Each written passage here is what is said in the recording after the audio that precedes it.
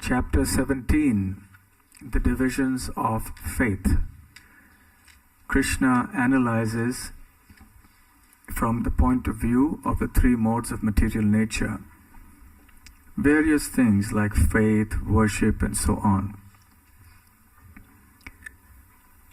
And he describes even austerities in the three modes. So one has to perform austerities in life, as we discussed earlier, following of rules and regulations, voluntarily accepting restrictions on one's conduct for the sake of a higher spiritual goal. So in verse 15 of this chapter, Krishna speaks about the austerities of speech. He says, Anudvegakaram vakyam satyam priyahitam chayat swadhyayabhyasana chaiva vangmay tapa uchyate. The austerity of speech, vangmaya. Vak means speech. So vangmaya, tapa. The austerities of speech consist, number one, of anudvegakaram vakyam.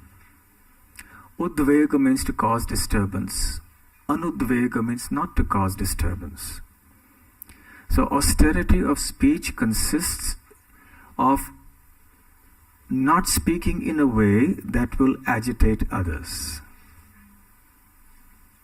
Many times the temptation is very strong. We feel like speaking. The urge to speak is extremely strong. And we feel like speaking something very harsh, which may agitate the minds of others, but restraining ourselves and the push of our mind, which urges us to snap at somebody. So, Krishna says, hold your guns, hold on, restrain yourself, don't speak anything that will agitate the minds of others unnecessarily. The second, he says, satyam, speak things that are truthful. Speak for the sake of attaining the higher truth. Priyahitam, speak things that are pleasing. Yes, sometimes you speak the truth which may not be very pleasing, but nevertheless it can be spoken pleasantly though. Sometimes when there are issues between people and somebody has a very harsh way of speaking, and he says, well, my nature is I'm straightforward, I'm blunt, I speak my mind. Well, yes, you can speak your mind, but do it pleasantly. And there's also time, place, and circumstances when we can speak our mind. Not every occasion is a suitable occasion for speaking our mind. It's not Facebook. What's on your mind? Why does the world have to know what's on our mind? Why do we have to tell the world what every little thing that's on our mind?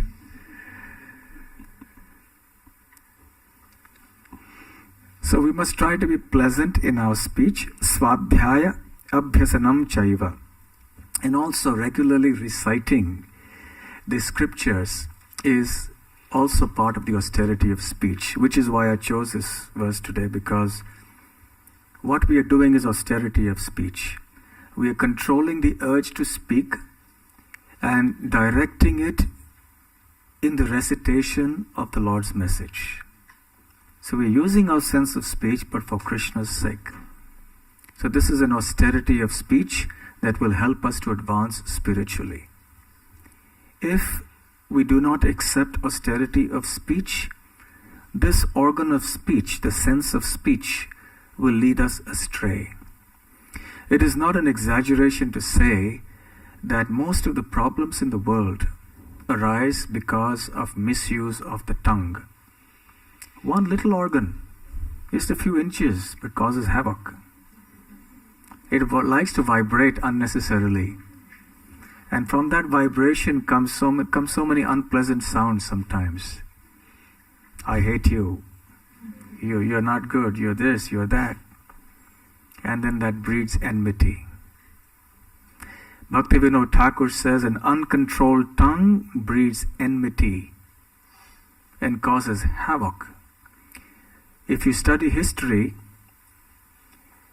it's basically fire that is set about by uncontrolled tongues of people. Even kings speak harshly to each other, and then it incites a massive conflagration and war takes place. Millions get killed. So the urge to speak is very, very strong. And if one has to make spiritual advancement, the urge has to be controlled. I know a doctor friend of mine who likes to keep a lot of thermometers in his clinic. About 10 to 15 thermometers on the table. So we asked one time, why do you keep so many thermometers here? Just one is enough for your patient. So he said, no, you see, I have a waiting room.